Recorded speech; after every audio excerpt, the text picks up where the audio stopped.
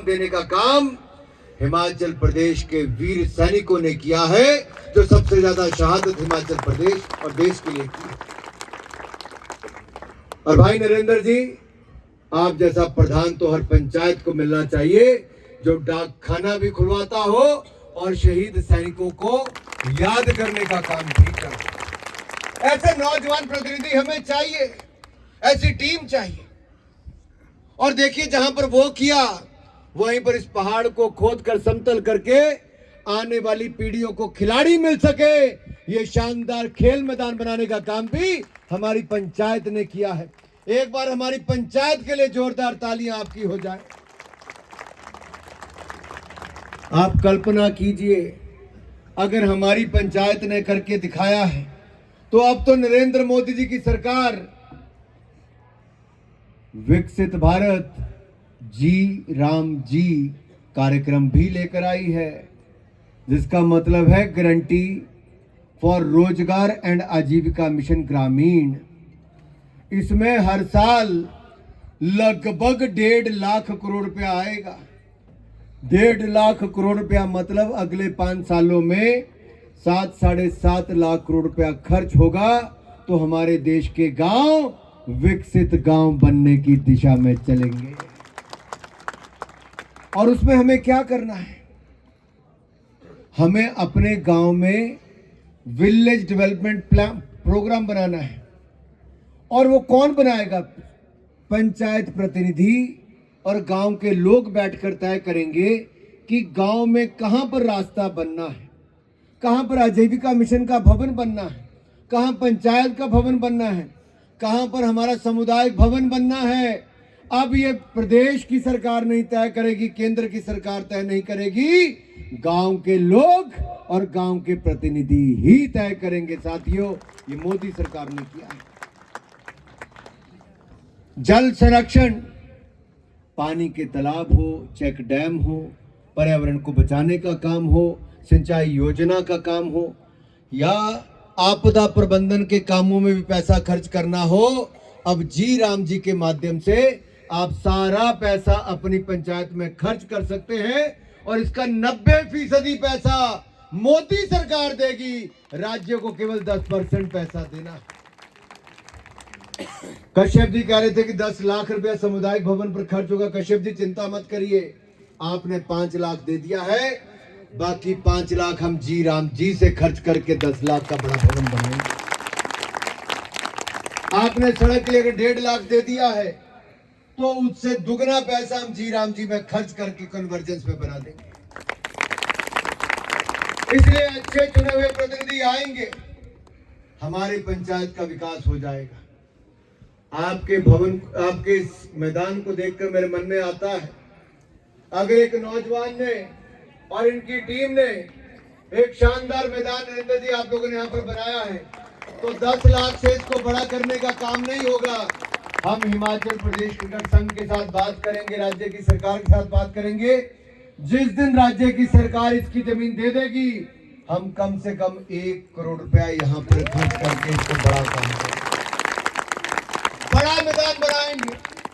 सोलन से अच्छे खिलाड़ी निकले, सुरेश कश्यप जी की लोकसभा क्षेत्र से अच्छे खिलाड़ी निकले, यहां पर अच्छे मैच हो, केवल प्रदेश के नहीं नेशनल स्तर के मैचेस का हम यहां पर स्टेडियम बनाएंगे, ये आपको विश्वास दिलाता। और साथियों, इसमें काम केवल राज्य की सरकार को इतना ही करना है कि एनओसी करके lease Himachal Pradesh cricket association के नाम पे करनी है। 1 करोड़ लगे चाहे 2 करोड़ लगे, 2 करोड़ रुपए तक पूरा पैसा खर्च करने की आज हम यहां पर गारंटी देकर जा रहे हैं। और मैं एक बात और कह रहा हूं, अगर राज्य की सरकार 1 महीने के अंदर कार्रवाई पूरा कर देती है, तो 1 साल के अंदर हम आपको मैदान बनाकर दे देंगे। और मैं ये इसलिए कह रहा हूं क्योंकि जहां पर मुख्यमंत्री जी का अपना विधानसभा क्षेत्र है, वहां पर मैंने 9 महीने के अंदर अटल बिहारी वाजपेयी क्रिकेट स्टेडियम अमतर नदौन में बनाकर दिया था, जहां पर गौतम गंभीर से लेकर देश के बड़े बड़े खिलाड़ी वहां पर खेल कर गए हैं। वैसा ही एक मैदान हम यहां पर बना कर देंगे जहां देश के बड़े बड़े टूर्नामेंट और बीसीसीआई के बड़े से बड़े मैदान यहां पर मैच होंगे। परीक्षा ने गाना तो बहुत अच्छा गाया है, दीपाक्षी ने, रिपाक्षी ने, क्योंकि यहाँ पे किसी ने परीक्षा पहले बोल दिया था, आपने बोला क्या बोला था? रिपीक्षा ही बोला था। मुझे परीक्षा सुना, मैं क्या परीक्षा, पर रिपीक्षा नाम है लेकिन परीक्षा में आप सफल हुए। बहुत मधुर आवाज है, बहुत अच्छा गाना गाया, जोरदार तालियां हमारी बहन के लिए बजा दीजिए। अब मेरी ट्रेन छूट गई, 3:30 बजे मुझे ट्रेन पकड़नी थी, लेकिन साथ में बैठी दो बहनों ने एक बहुत सुंदर स्केच बनाया है मेरा और मेरी धर्मपत्नी का, कम से कम जाके डांटनी पड़ेगी। मैं स्केच दिखाऊंगा, मैं बोलूंगा इसी के कारण लेट हो गया। भाई और बहनों, बहुत शानदार कार्यक्रम किया है। पोस्टल विभाग में मैं थोड़ा सा बताना चाहता हूं, यूपीए की सरकार थी तो पार्लियामेंट में उस समय उन्होंने उत्तर में देते हुए कहा कि पोस्टल विभाग की उतनी आवश्यकता ज़्यादा पोस्ट खानों की नहीं रहेगी, क्योंकि अब कोई टेलीग्राम नहीं करता, चिट्ठियां कम लिखता है, टेक्नोलॉजी का जमाना आ गया है। कांग्रेस बंद करने की ओर चली थी। 2014 में जब हमारी सरकार बनी, मुझे इसी कमेटी का चेयरमैन बनाया गया, आईटी कमेटी का, जो दूरदर्शन से लेके, अखबारों से लेके, पोस्टल विभाग से लेके, टेलीकॉम सब उसके अंतर्गत आता है। मैं जब चेयरमैन था, मैंने लिखित रूप में दिया था, हमारी कमेटी की रिपोर्ट है कि ई कॉमर्स को बढ़ावा देने के लिए टेक्नोलॉजी का उपयोग करना चाहिए। डाकखानों को, जो हमारे 1,60,000 से ज्यादा डाकखाने हैं, हमारे ग्रामीण डाक सेवक हैं, हमें इन सब का लाभ लेके पोस्टल बैंक शुरू करना चाहिए और टेक्नोलॉजी का उपयोग करके हमें अपने पार्सल सेवा को और मजबूत करना चाहिए। आज मुझे कहते हुए प्रसन्नता है, मोदी सरकार ने इंडिया पोस्ट पेमेंट बैंक भी खोल दिया। आज आपके उसी ब्रांच पोस्ट ऑफिस से पैसा जमा भी होगा और पैसा दिया भी जाएगा, ये सुविधा भी आपको यहां पर मिलती है। हमने इसको टेक्नोलॉजी अपग्रेड करके अब कंप्यूटराइजेशन भी उसका कर दिया, क्विक पार्सल सर्विस मिले उसकी सुविधा भी हो गई है, और साथियों ई कॉमर्स की सुविधा भी हमारे डाकखानों से हो गई। और मुझे कहते हुए प्रसन्नता है, देश के सैकड़ों पोस्ट ऑफिस अब पासपोर्ट के रूप में पासपोर्ट देने का काम भी करते हैं। अब सबको शिमला नहीं भागना पड़ता, हमारे डाकखानों में अब पासपोर्ट की सेवा भी मिलती है। ये नरेंद्र मोदी की सरकार ने काम किया। कांग्रेस बंद करने चली थी, हमने पोस्ट ऑफिस खुलवाए भी, टेक्नोलॉजी का उपयोग भी किया, सशक्तिकरण भी किया, और आप सबकी मांग को पूरा करके ये नरेंद्र मोदी की सरकार ने किया है, जब अब हम कर पाए हैं। मैं ज्यादा समय आपका नहीं लूंगा, क्योंकि शहीद की बात आई तो कांग्रेस ने तो शहीदों पर भी राजनीति ही की है। ऑपरेशन सिंदूर हो, सर्जिकल स्ट्राइक हो, एयर स्ट्राइक हो, सदा हमारी सेना के शौर्य पर प्रश्न चिन्ह खड़े किए हैं कांग्रेस ने। हमसे पूछा गया क्या डोकलाम में भारतीय सेना को मारा गया था कि भारतीय सेना ने चीन के सैनिकों को मारा था? मैं आपसे पूछता हूं राहुल गांधी जी, आप तो चीन के डिप्लोमेट के साथ बंद कमरे में चाइनीज सूप पी रहे थे, लेकिन हमारी सेना के जवानों ने हमारी सीमा से चीन के सैनिकों को खदेड़ फेंका था। हमारे सैनिक शहीद भी हुए, तो पाकिस्तान के भी इतने सैनिकों को शहीद किया कि उसके बाद चीन के सैनिकों को शहीद किया कि उसके बाद चीन के सैनिक वापस अतिक्रमण करने का प्रयास नहीं कर पाए। ये आज की भारतीय सेना है, जिसमें दम तब भी था, आज भी है, आगे भी रहेगा। जरूरत थी पीछे एक मजबूत सरकार के खड़े होने की, वो मजबूत सरकार आज मजबूत प्रधानमंत्री के रूप में, नरेंद्र मोदी के रूप में सेना के पीछे खड़ी है। साथियों, 26/11 का हमला हुआ तो मनमोहन सिंह, सोनिया गांधी जी ने कहा कि अगर हम हमला करेंगे तो अंतर्राष्ट्रीय दबाव बनेगा। अरे डरते थे आप लोग, हमारी सेना में तो दम था, लेकिन उस समय की सरकार में दम नहीं था। अगर हमारे यहां पर पहलगाम अटैक हुआ या उससे पहले उरी की घटना भी हुई, तो मोदी सरकार ने खुली छूट दी। हमने पाकिस्तान को और उनके आतंकवादियों को घर में घुसकर मारा है और आगे भी मारेंगे। साथियों, कहना चाहता हूं, हमने अगर 1 रैंक 1 पेंशन दी है तो साथ ही साथ हिंदुस्तान में डिफेंस मैन्युफैक्चरिंग को बल दिया है, मेक इन इंडिया को बल दिया है। हमारे देश में मात्र 864 करोड़ रुपए का एक्सपोर्ट होता था आज से 5 साल पहले। आज 26,000 करोड़ रुपए का एक्सपोर्ट हमने किया है, यानी कि निर्यात किया है, और 1 लाख करोड़ रुपया सालाना डिफेंस मैन्युफैक्चरिंग रक्षा के क्षेत्र में ये मोदी सरकार के अंदर भारत ने कर ली है पिछले साल। और अगले 3-4 सालों में साथियों, हम दुनिया के पहले 3-4 देशों में हमारा नाम आ जाएगा डिफेंस मैन्युफैक्चरिंग में।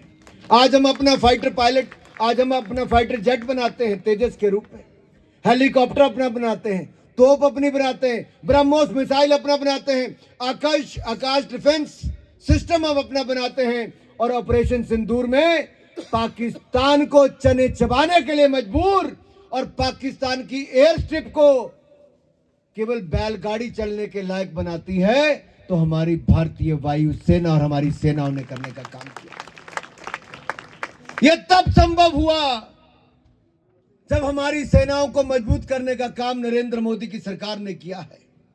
हमारी सेनाओं को खुली छूट दी है। भारतीय सेनाओं को आज दुनिया की टॉप मोस्ट सेनाओं में लाकर खड़ा कर दिया, और डिफेंस इक्विपमेंट को भी और बल देने का हमने काम किया है। ये आज का भारत है। जैसे कांग्रेस ने प्रदेश को कर्जे में डुबाने का काम किया, उसी तरह से उस समय की मनमोहन सिंह जी और सोनिया गांधी की सरकार ने हिंदुस्तान को लड़खड़ाती, चरमराती अर्थव्यवस्था बना दिया था। India was among the top 5 fragile economies of the world. Today India is among the 5 largest economies of the world, यानी कि हम दुनिया की चौथी बड़ी अर्थव्यवस्था बन गए हैं। और साथियों, अगले 3 सालों में हम भारत दुनिया की तीसरी बड़ी अर्थव्यवस्था अगले 3 साल में बन जाएंगे। देश तो आगे बढ़ रहा है, लेकिन हिमाचल प्रदेश कर्जे में डूब रहा है। देश तरक्की कर रहा है, लेकिन हिमाचल प्रदेश बैक गियर लगा रहा है। हिमाचल की सरकार पूछती है 60 दिन की ब्रेक कैसे देंगे जी राम जी में। ओ भाई, पैसे तो नहीं दे सकते, ब्रेक तो दे ही सकते हो। ब्रेक तो ये देखकर देनी भाई मौसम में अगर बदलाव आ गया तो कब बुआई करनी, कब कटाई करनी है। अगर आपसे वो नहीं होता तो वो भी हम लोग कर देंगे। क्यों कश्यप जी, शायद जल्दी कर देंगे हम लोग। हमसे पूछोगे, हम बता देंगे भाई।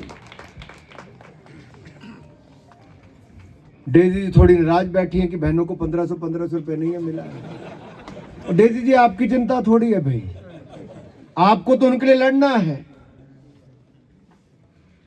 हमारी जिला परिषद की सदस्य और हमारी महिला मोर्चा की जिला अध्यक्ष कहाँ है बहन जी? हाँ, वहां पर थे। मैंने उनसे भी कहा, ये कांग्रेस वाले वायदे करते हैं, गारंटियां देते हैं, इनकी कभी गारंटी पूरी नहीं होती। ना तेलंगाना में हुई, ना बेंगलुरु में, कर्नाटक में हुई है, ना इससे पहले मध्य प्रदेश में हुई थी, ना छत्तीसगढ़ में हुई थी, ना इनकी राजस्थान में हुई थी। ये कांग्रेस है, वोट के लिए झूठी गारंटियां देती है, बाद में मुकर जाती है। लेकिन 2 साल और मजबूरी में काटने पड़ेंगे। हम इतनी आशा करते हैं 2 साल में और ज्यादा नुकसान कांग्रेस प्रदेश का ना करे। बाकी 2 साल बाद आएगी तो पीछे तक आवाज आनी चाहिए भाई, जो लाने के लिए तैयार है। आएगी तो हाथ खड़ा करके साथ में, आएगी तो आएगी तो आएगी तो आएगी तो आएगी तो आएगी तो आएगी तो आएगी तो आएगी तो आएगी तो। साथियों, मैं इतना ही कहूंगा, पंचायत के फिर चुनाव आ रहे हैं। अच्छे अच्छे लोगों को चुने, पंचायत का विकास करें तभी देश का विकास होगा। मैं इतना ही कहूंगा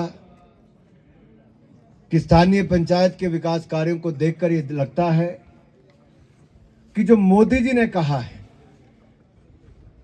कि 1 लाख युवाओं को राजनीति में आना चाहिए। कल नेशनल यूथ डे है, स्वामी विवेकानंद जी की जयंती है।